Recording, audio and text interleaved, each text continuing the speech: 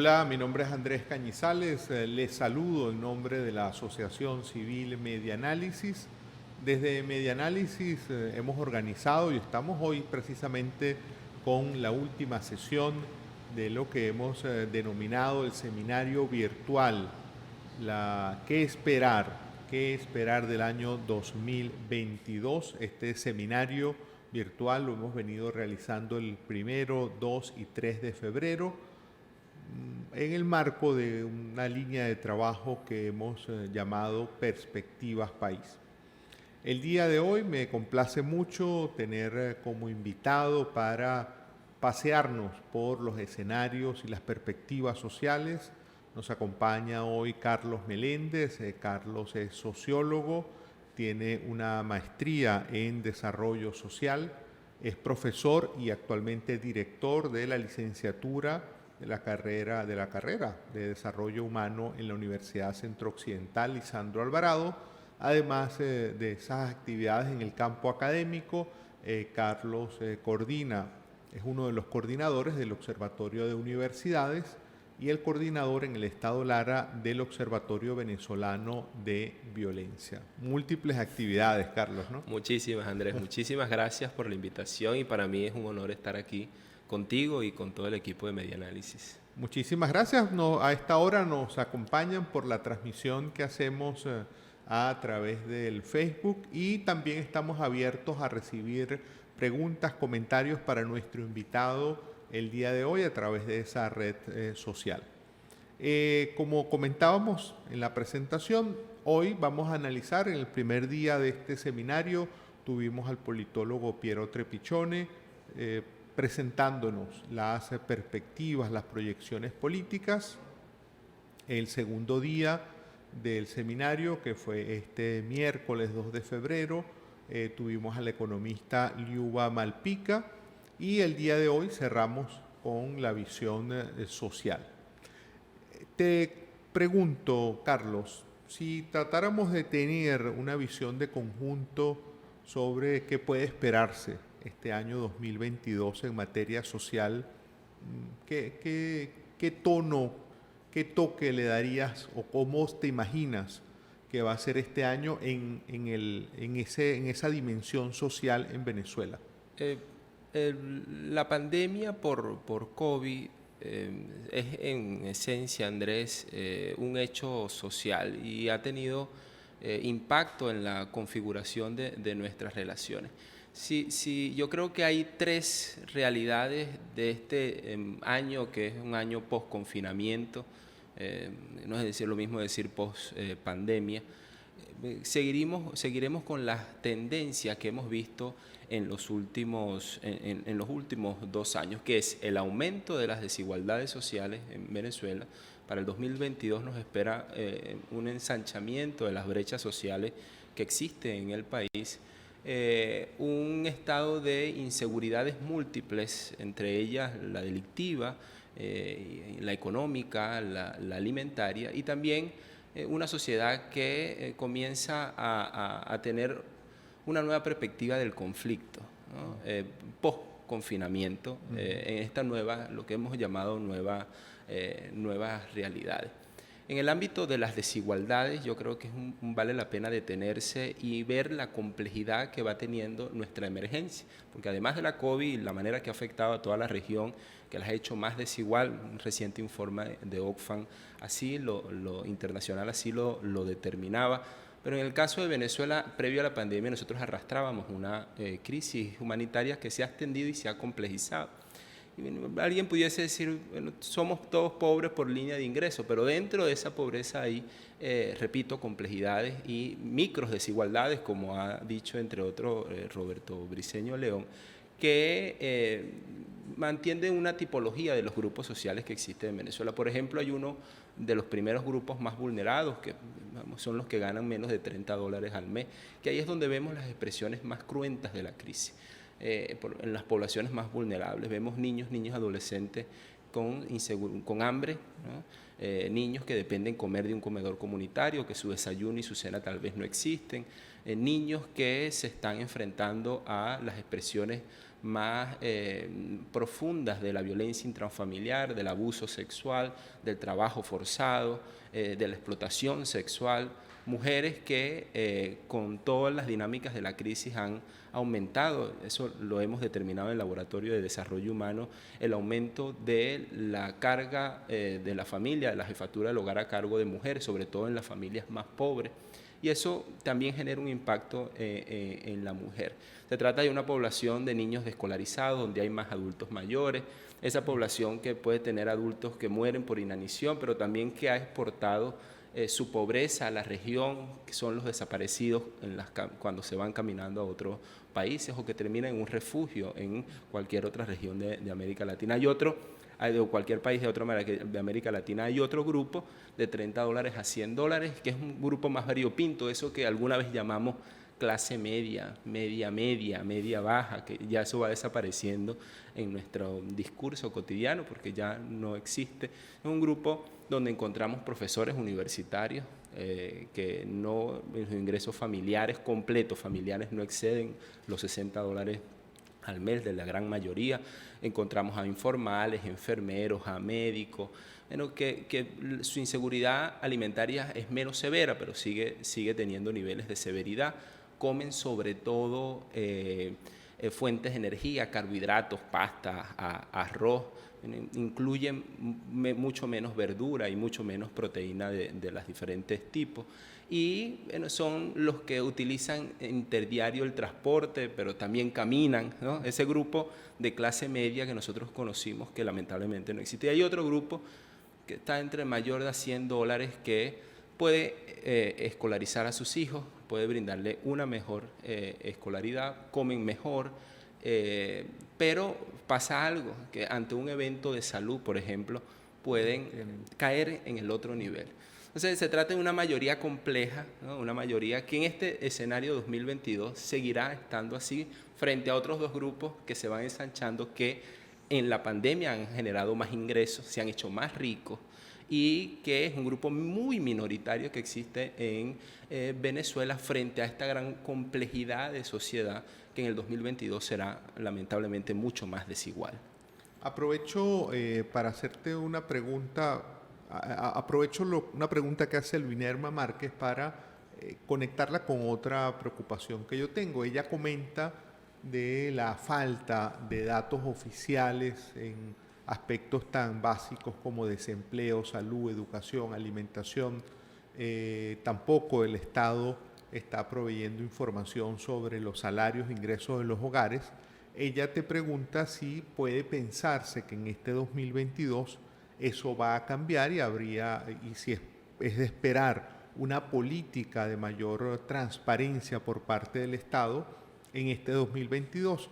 Yo lo conecto, esa pregunta, que me parece importante, la conecto con esta otra preocupación que tengo. Tú como investigador social y ante esa ausencia de estadísticas y de cifras oficiales, ¿a qué fuentes apelas para poder, digamos, retratar esto que nos estás comentando, o sea, esta realidad social tan cruda que tenemos? En las distintas organizaciones a las que participo se dedican fundamentalmente a la investigación del problema de la educación, del problema de la salud y el problema de la violencia en Venezuela. Es un reto muy grande para los investigadores poder hacer investigación social en Venezuela porque desde hace muchísimo tiempo nosotros no tenemos cifras oficiales. Que en el 2022 eso cambie, no creo. Yo creo que al gobierno lamentablemente no le interesa mostrar una realidad que ha sido la tendencia que socialmente ha empeorado y va a tender a empeorar. Y bueno, por ejemplo, en el caso de la violencia, nosotros en el 2003 no tenemos datos oficiales, realizamos en el Observatorio Venezolano de Violencia encuestas de victimización, se realizan monitoreos de prensa, también acudimos a el tratamiento de bases de datos que logramos obtener de fuentes oficiales, pero obtenidas de manera extraoficial en el Observatorio de Universidades a través de los múltiples instrumentos que aplicamos. Una de ellas la encuesta del Observatorio de Universidades, pero también monitoreos de prensa, pero también entrevistas, actores claves en el ámbito universitario, y así por contar.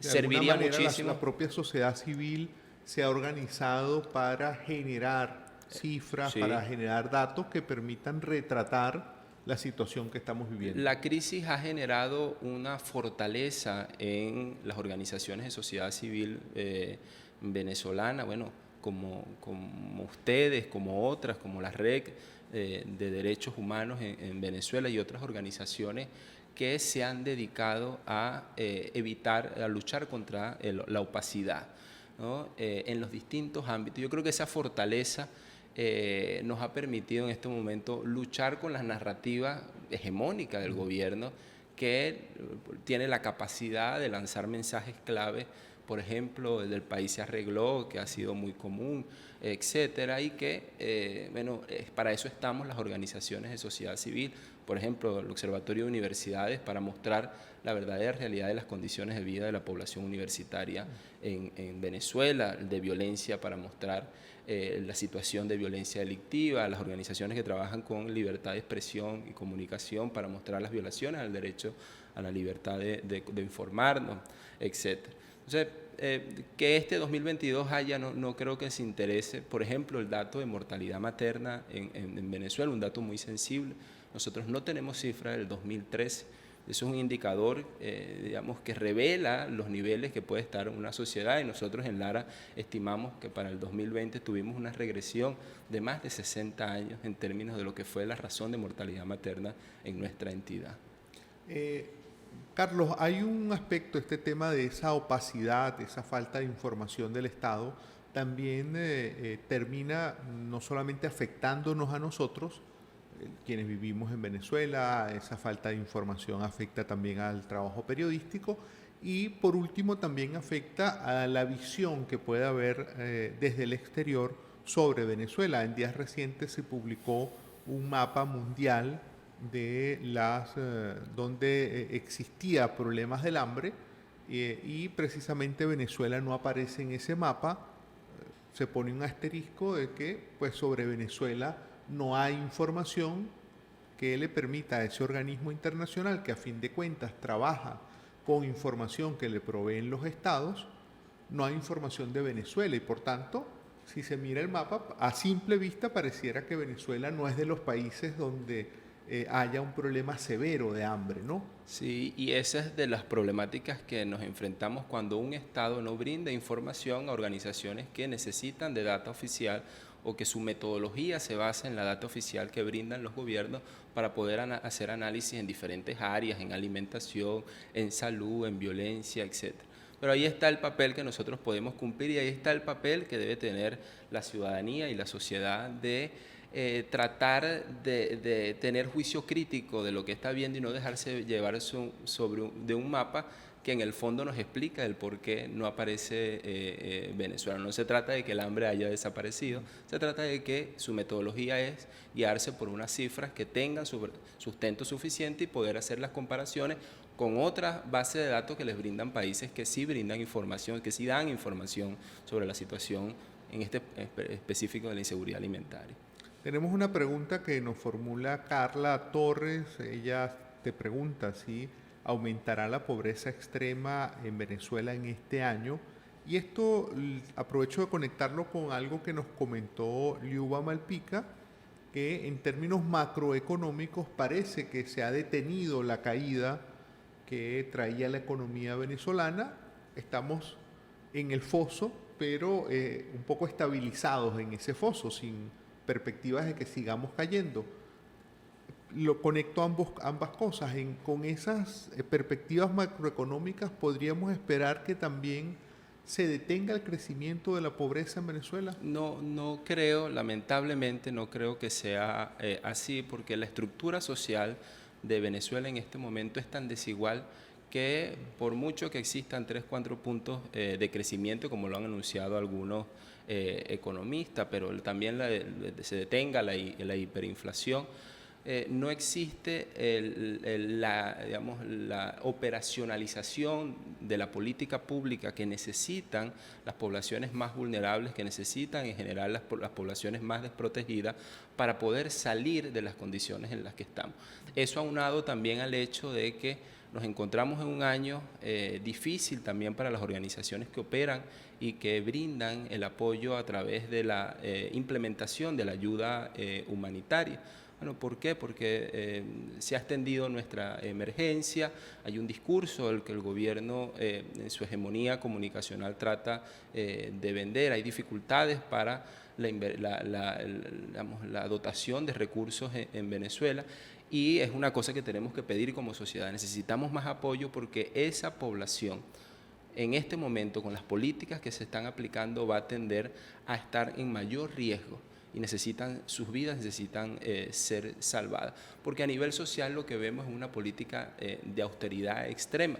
Yo he dicho, pasamos de un intervencionismo estatal, cuando el boom petrolero antidemocrático, a un ajuste autoritario.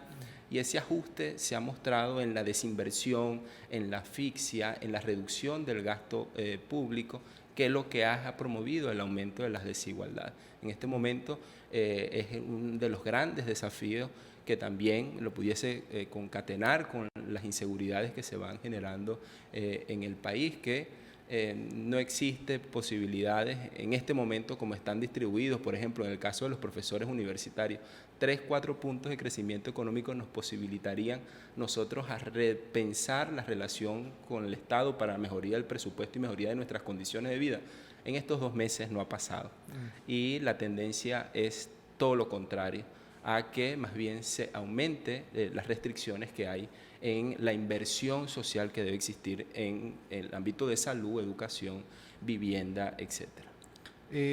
Nos plantea también Carla Torres que cuáles serían esas políticas públicas, diría yo, agrego yo, urgentes, que deberían ser implementadas por el gobierno en Venezuela en este contexto de una crisis tan aguda. ¿Cuáles serían esas acciones que deberían implementarse cuanto antes, ¿no?, para revertir esta situación social tan dramática? Habría que priorizar en las poblaciones vulnerables, definitivamente, en las poblaciones niños, adolescentes, en tema de seguridad alimentaria. Tendríamos que también priorizar en nuestras mujeres, en las mujeres embarazadas, que en este momento se encuentran ante un peligro letal de sucumbir a la muerte por lo que tiene que ver, y aquí otra política urgente, de la crisis sanitaria, y también hay una población urgente de atender que son nuestros adultos mayores. Yo diría que la priorización de la política social en este momento, la acción social en general, la acción humanitaria, necesita priorizar estas 3 poblaciones que están en riesgo. Lamentablemente, en el ámbito de niños, adolescentes, nosotros hemos visto el aumento del abuso sexual, el aumento de la prostitución infantil, el aumento de las torturas, ¿no?, el aumento del maltrato infantil, y tenemos un Estado ausente frente a eso. La protección que debe brindar, las condiciones del contexto para la familia, ¿no?, que ha sido impactada, entre otras cosas, por la migración forzada, dejando niños atrás, dejando niños a un contexto, a una situación de mayor vulnerabilidad, donde el agresor está cerca, donde ellos son expuestos al trabajo y a nuevas formas de esclavitud que existen en Venezuela. Bueno, el Estado tiene que estar ahí protegiéndolo y generando las condiciones preventivas para evitar que esta población siga teniendo el impacto que tiene, y bueno, vemos y el crecimiento también de la escolarización, el detenimiento de la escolarización, el aumento del analfabetismo que nosotros estamos comenzando a notar ya después de 6 años de pandemia, y que con la COVID eso pudiese extenderse. Liz Gascón, periodista del Pitazo, pregunta: ¿qué acciones pueden tomar los ciudadanos para lograr cambios ante esta situación que estamos viviendo? Y también en esa dirección, Argelis Torrealba nos preguntaba cuáles son los desafíos para la ciudadanía en este 2022 en este contexto de emergencia social. Hay una de las además de lo que sucede, las expresiones de la crisis en la vida cotidiana, una de las preocupaciones que sociológicamente podemos tener en Venezuela tiene que ver con la desfiguración de algunas instituciones. Una de ellas es la ciudadanía. Yo creo que en este momento vale la pena mirar el tipo de ciudadanos que estamos siendo y buscar la forma de centrarnos en lo importante. La conflictividad va a aumentar, entre otras, no en la relación directa Estado-sociedad, puede estar también y va a estar lamentablemente fragmentada hacia los otros, en esa idea, en esa cosa de echarnos la culpa, de transferir responsabilidades a otros que no la tienen. Yo creo que políticamente uno de los retos y desafíos de nuestra sociedad es evitar que eso suceda, porque ganan los autoritarismos, ¿no?, que existen, ganan la expansión de lo que Marta Nussbaum llaman emociones políticas, la desesperanza. Entonces, ciudadanamente, de manera ciudadana, nosotros tenemos que recobrar la brújula ciudadana y también fortalecer la asociatividad que se ha creado en esta crisis entre organizaciones que buscan dar respuesta a las, a las situaciones más urgentes, más emergentes que existen en Venezuela. El papel es ese, recobrar la brújula ciudadana, ¿no?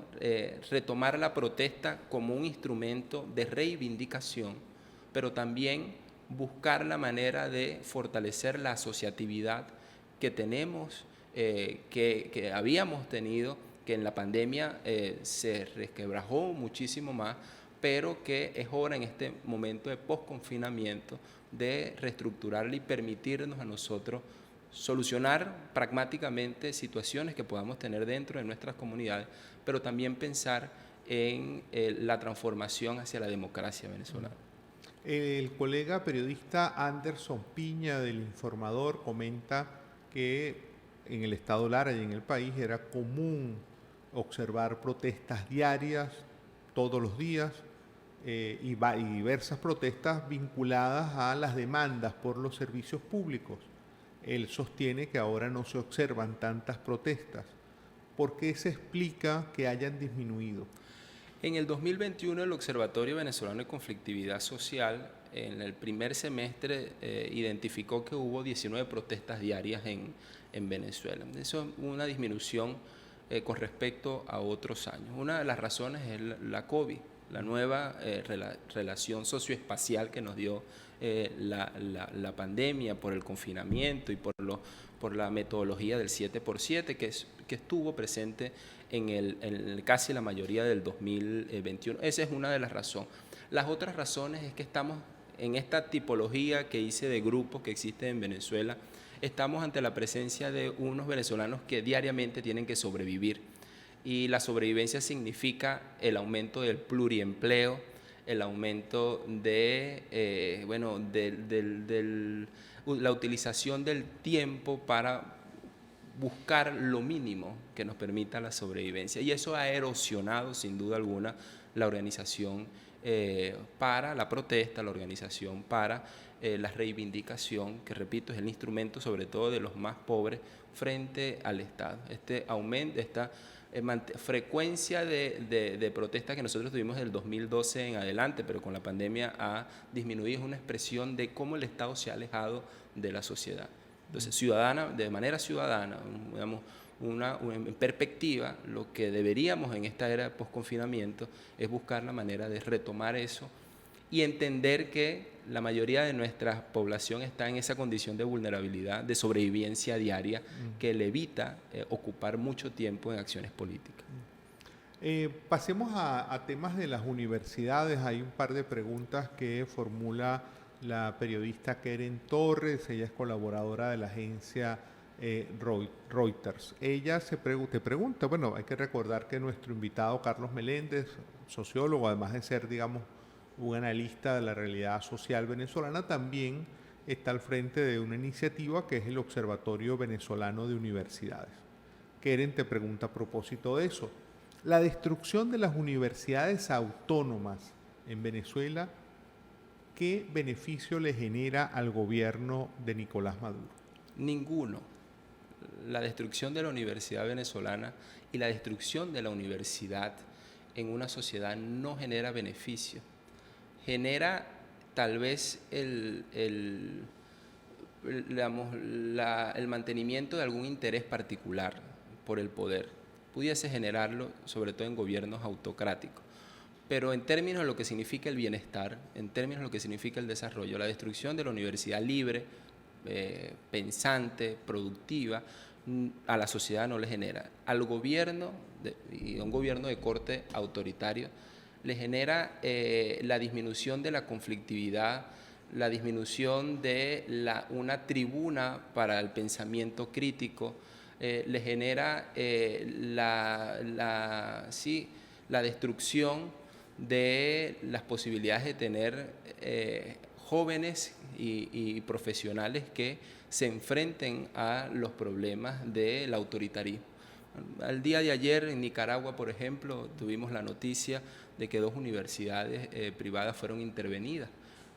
Bueno, eso es lo que hace un gobierno autoritario, intervenir la universidad, porque la crítica, la opinión, que es la fuente de la política, bueno, tú la impactas y eso te mantiene en el poder. Relacionado con este tema de la situación crítica que viven las universidades en Venezuela, José Sequera, productor en Televen, pregunta: ¿qué retos tendrá la próxima generación de estudiantes venezolanos que ingresen a los campus y espacios de nuestras universidades y se encuentren con un panorama desolador que no es apto para obtener conocimientos? Una de ellas es buscar crear los espacios alternativos a la formación que sin duda alguna ha tenido un impacto regresivo, es decir, la educación de calidad.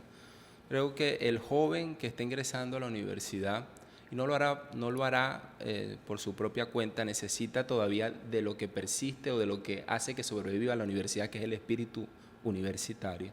Necesita de espacios alternativos para complementar su formación. Y hay que buscarlo de distintas maneras, y en la era de la virtualidad hay muchas posibilidades de hacerlo. Lamentablemente quedarán rezagados a quienes no puedan acceder al derecho a informarse, a recursos tecnológicos, pero los que están entrando necesitan complementar sus estudios. También las universidades necesitan politizar lo despolitizado, que es el espacio cívico que las universidades creaban a través de las actividades extracátedra, ¿no? Para fomentar en clase y fuera de clase al perfil ciudadano que tenemos que tener en este momento de crisis compleja que existe en Venezuela, donde bueno, las libertades políticas se coartan y la ciudadanía se fragmenta.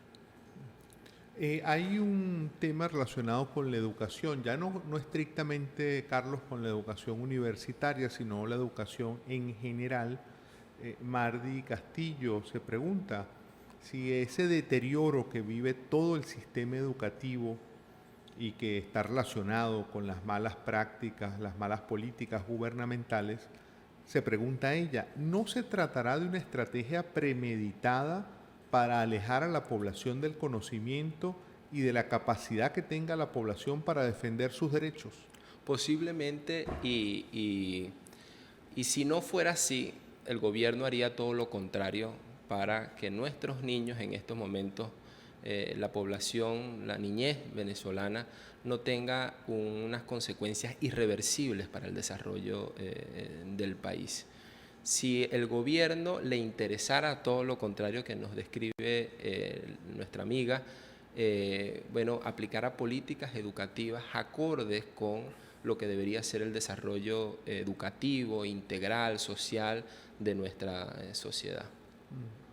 Desde Facebook, nuestro amigo Andrés Ramos, quien está siguiendo esta serie de eventos, él dice: aunque hipotéticamente se mitigue la caída de los indicadores económicos, esto lo que conversábamos en relación con estos indicadores macroeconómicos, ¿cuáles son las perspectivas en el deterioro de la realidad social?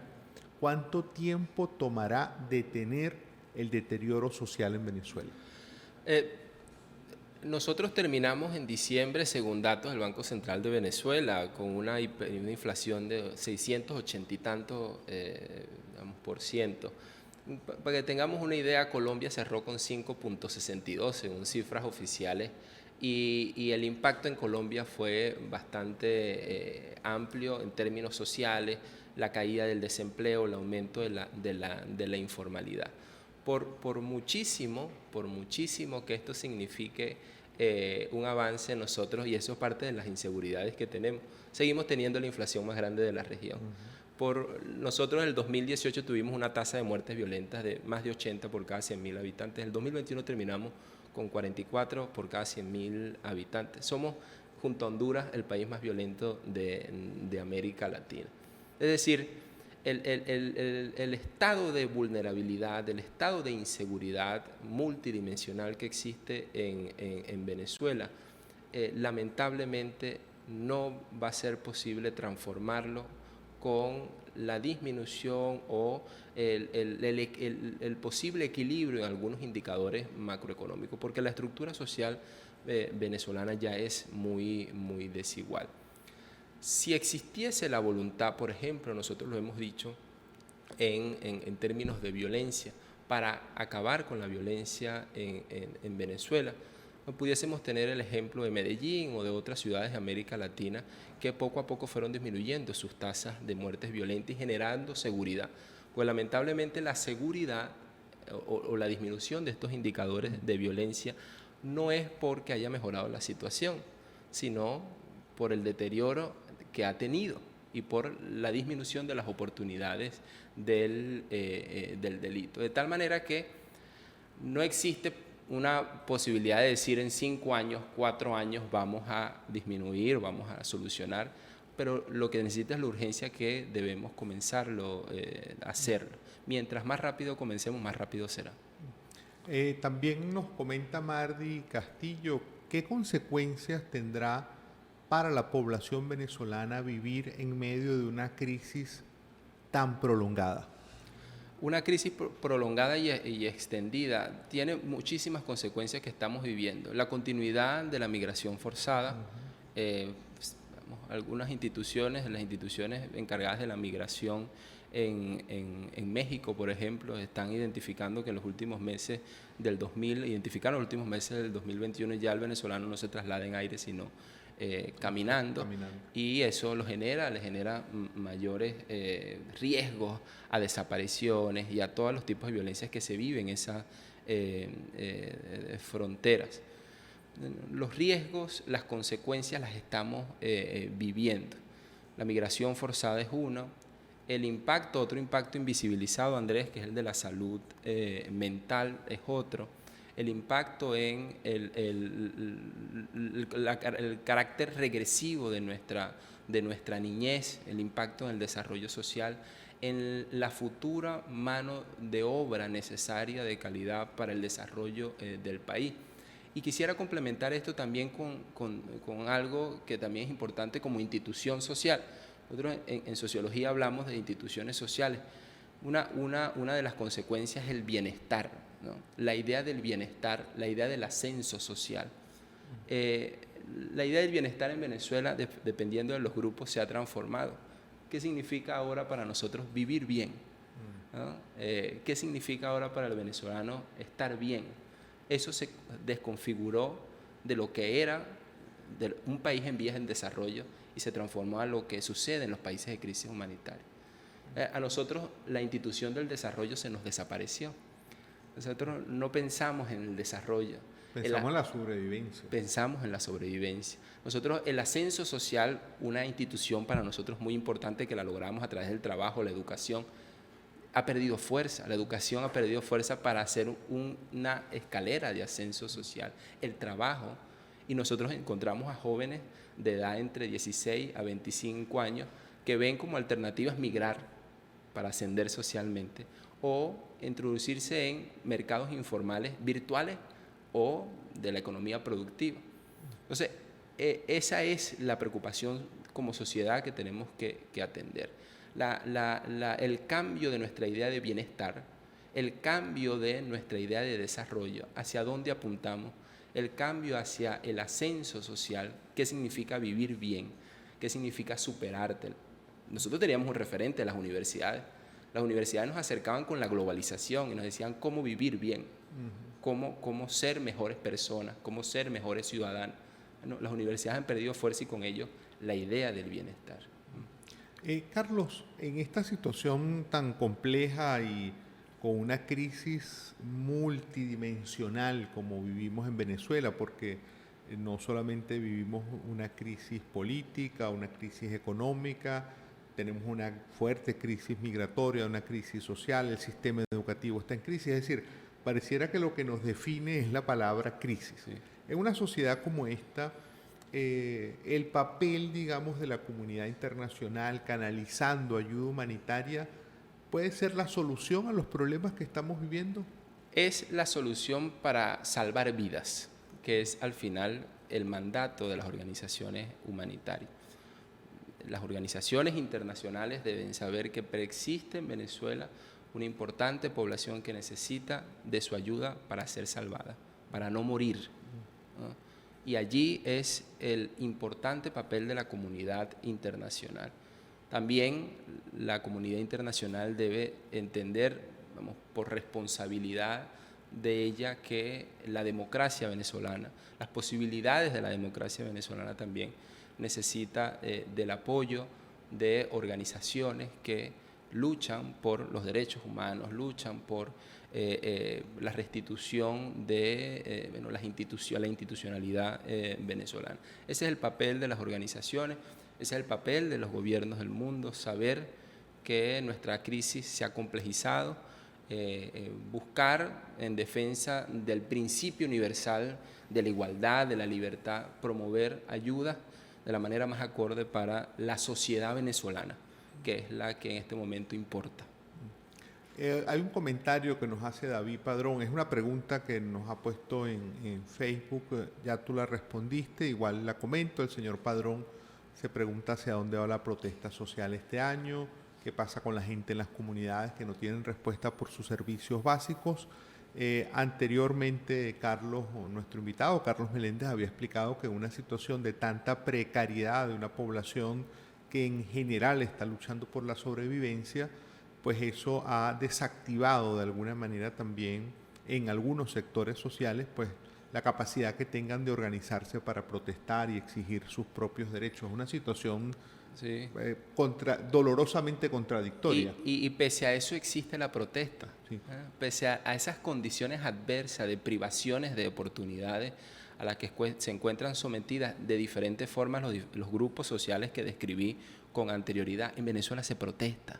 En Venezuela tenemos en comunidades, iglesias, tenemos organizaciones comunitarias, tenemos liderazgos femeninos, liderazgos también de hombres que han sido luchadores sociales por muchísimo tiempo, defendiendo el derecho al agua, defendiendo el derecho a la no explotación del ambiente.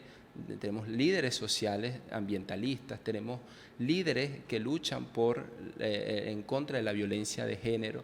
Eso tenemos en nuestro país.